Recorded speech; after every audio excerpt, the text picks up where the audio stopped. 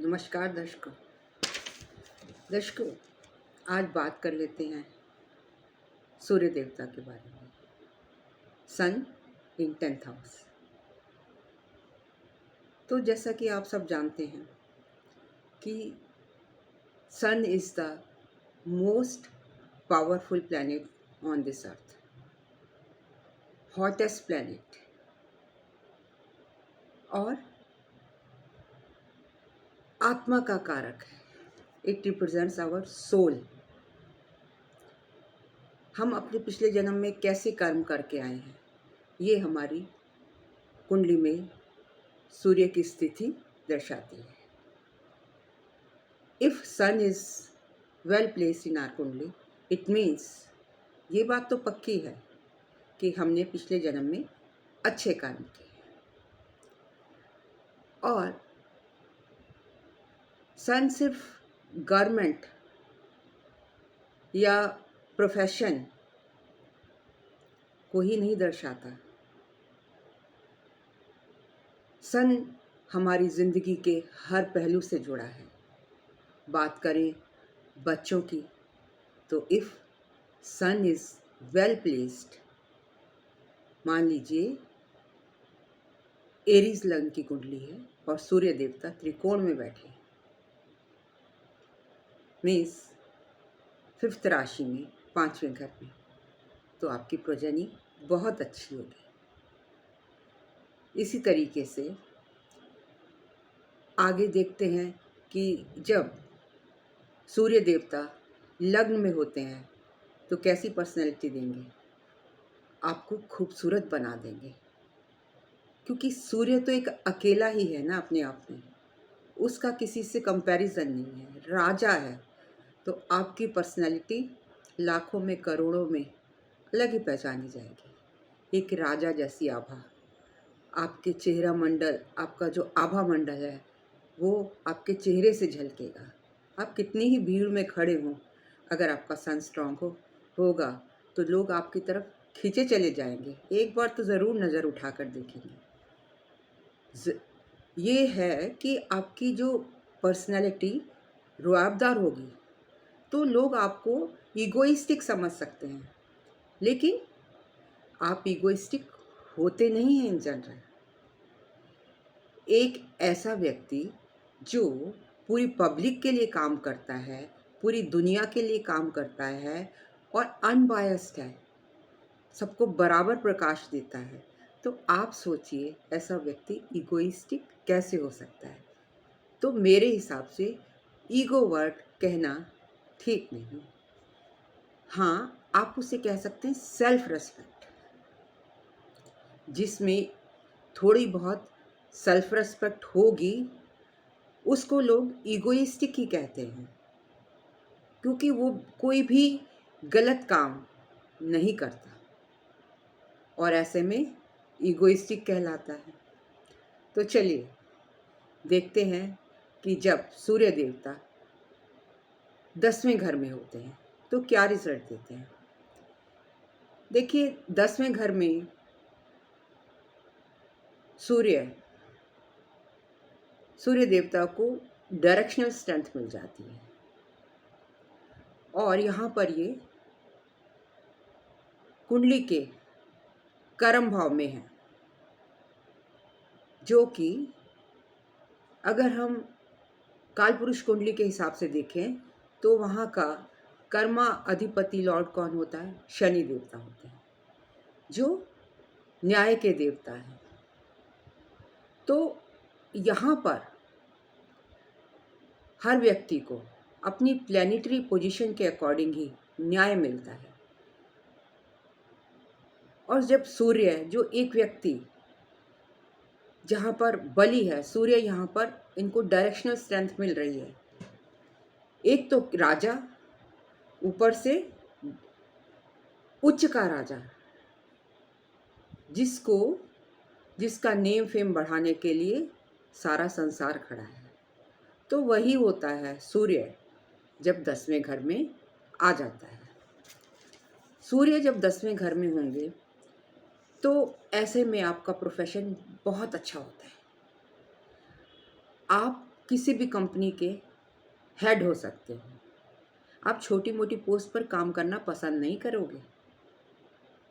हो सकता है आपको किसी टीम का हेड बना दिया जाए, ऑर्गेनाइजेशन का हेड बना दिया जाए, और जब वो आपको काम सौंपते हैं तो आप में अब इतनी क्रिएटिविटी है, क्योंकि फिफ्थ हाउस क्रिएटिविटी से भी जुड़ा हुआ है। आप हर काम में क्रिएटिविटी जोड़ देते हैं, और जिस काम में क्रिएटिविटी जुड़ गई, इसका मतलब वो आपका सेल्फ का काम हो गया, मतलब आपकी सेल्फ इमेजिनेशन है जिसको कोई चुरा नहीं सकता। तो आपके इस गुण से सारी जो आपके ऑफिस के लोग हैं, आपके कोलीग हैं, वो आपके जो आपके अंडर काम करते हैं, वो बखूबी आपसे इम्प्रेस हो जाते हैं, आपका कहना मानने लगते हैं, आपको फॉलो करते हैं। अगर आप सूर्य आपका 10वें घर में है तो आपको गवर्नमेंट से फेवर मिलेंगे। मतलब गवर्नमेंट से किसी भी, या तो आप गवर्नमेंट जॉब में हो सकते हैं या किसी भी गवर्नमेंट से जुड़ी एजेंसीज के लिए आप काम कर सकते हैं। यहाँ पर मैसेज में लोग आपके अंडर काम करेंगे। You can be head of any department, और अगर आपको उन्होंने किसी छोटे ओहदे पर रख दिया तो आपसे बर्दाश्त नहीं होगा। आप कुछ दिनों में वहाँ से जॉब छोड़कर आ जाएंगे। जब 10वें घर में सूर्य होता है तो ऐसा व्यक्ति बहुत अपने करियर में अथॉरिटेटिव होता है, अथॉरिटी होती है उसके पास, पावर होती है, क्योंकि sun is the significator of power and authority. तो सन इसको ग्रहण कर लेता है। और जब सूर्य 10वें घर में होता है तो ये आपको बताता है कि आप पब्लिक के प्रति आपका भाव क्या है।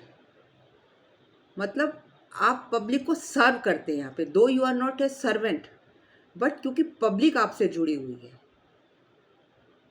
सैटर्न इज सर्वेंट हेयर, आपका बाप बेटे का रिलेशन है, लेकिन शनि देवता न्यायकारी है। जो भी ग्रह यहाँ पर बैठेगा उसको उसके हिसाब से उसका रिजल्ट देंगे। ये नहीं कि उनका बेटा या उनका पिता यहाँ पर है तो वो बायस होकर न्याय करेंगे, नहीं, ऐसा नहीं होता। जब सूर्य देवता 10th हाउस में है तो उनके फादर उनको पुश करते हैं, सपोर्ट करते हैं। क्यों करते हैं? क्योंकि शनि खुद एक ऑनेस्ट और डिसिप्लिन्ड प्लैनेट है और दायरे में रहकर काम करता है। सेम उसी तरह सूर्य देवता भी एक disciplined, like Saturn, hard working planet है। तो यहाँ पर दोनों कोलैबोरेशन में होकर काम करते हैं। सैटर्न यहाँ इनको सपोर्ट करता है, ना कि इनको डिमोट करता है।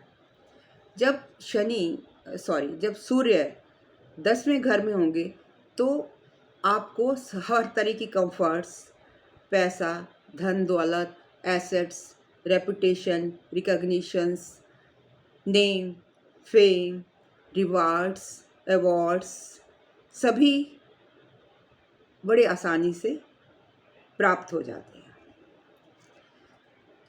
जब सूर्य 10th हाउस में है तो वो जो भी काम करेंगे किसी पर डिपेंड होकर नहीं करना चाहते, टीम में करेंगे, लेकिन उनकी सेल्फ एफर्ट्स, कोई भी उनको आप प्रोजेक्ट दे दीजिए, वो उसमें अपनी पूरी ताकत, अपनी मेहनत लगा देंगे, और जो आपकी टीम है उसको सक्सेस मिलेगी। लेकिन उसका राजा, उसका किंग कौन होगा? वो सूर्य ही होगा। और कहीं आपने उनको रिकॉग्निशन नहीं दी तो वो फिर इंसल्टेड फील करते हैं। They will definitely leave the company. यहाँ पर पुरुष हो या नारी, एक तो उनका आभा मंडल, काम करने का तरीका, non bias, a spiritual soul होती है, तो इस वजह से मेल हो या फीमेल हो, सभी उनकी वर्किंग पैटर्न को लाइक करते हैं और उनके अंडर काम करना पसंद करते हैं। अगर लग्न का मालिक 10वें घर में चला जाए या 10वें घर का मालिक लग्न में चला जाए तो क्या होगा? तो ऐसा व्यक्ति कोई भी अपना इंस्टीट्यूट खोल सकता है। अगर तो वो गवर्नमेंट में जॉब कर रहा है तो ठीक है, अदरवाइज़ वो अपना सेल्फ का भी एक इंस्टीट्यूट रन कर सकता है। तो इसलिए अगर आप अपना इंस्टीट्यूट बनाना चाहते हैं और 10वें घर में सूर्य देवता बैठे हैं, so that is very beneficial for you. You can think about it.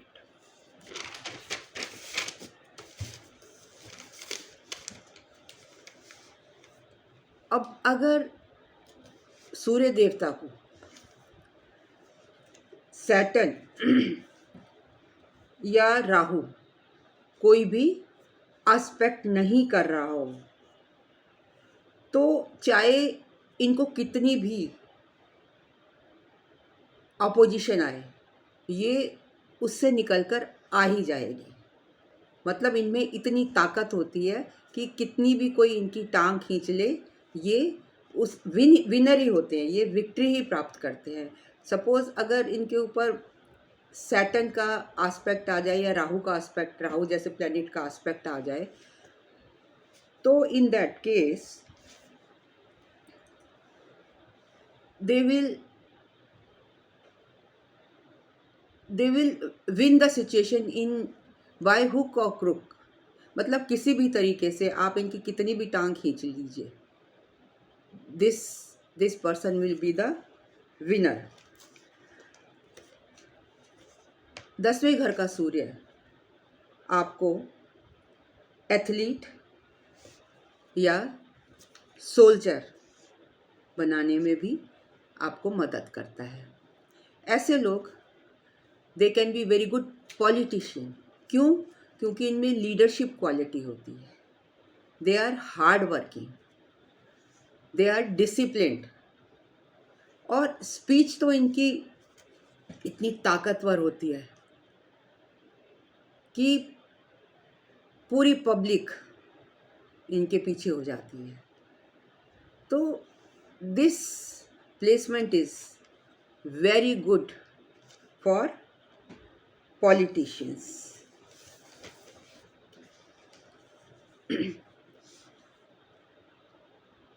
ये तो मैं आपको पहले ही बता चुकी हूँ कि 5th हाउस रिप्रेजेंट क्रिएटिविटी, तो इसलिए कोई भी क्रिएटिविटी से जुड़ा काम अगर सन इन 10th हाउस है तो आप कर सकते हैं।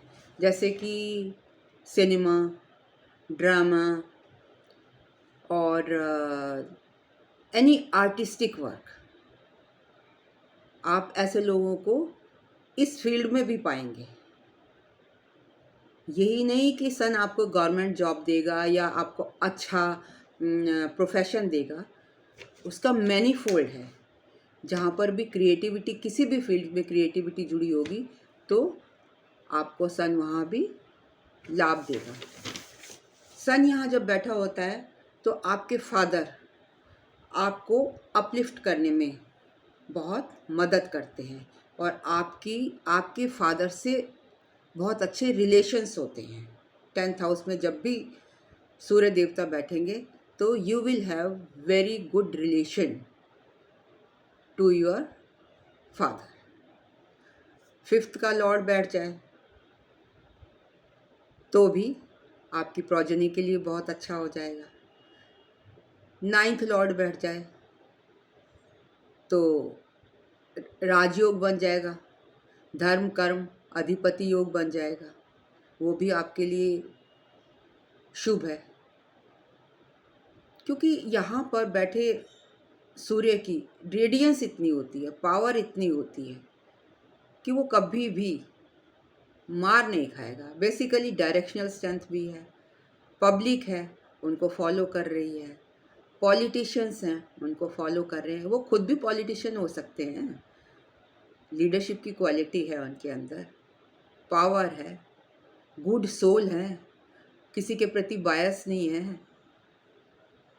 तो ये था मेरा analysis sun in 10th house. If you like my video kindly like, comment, share and subscribe.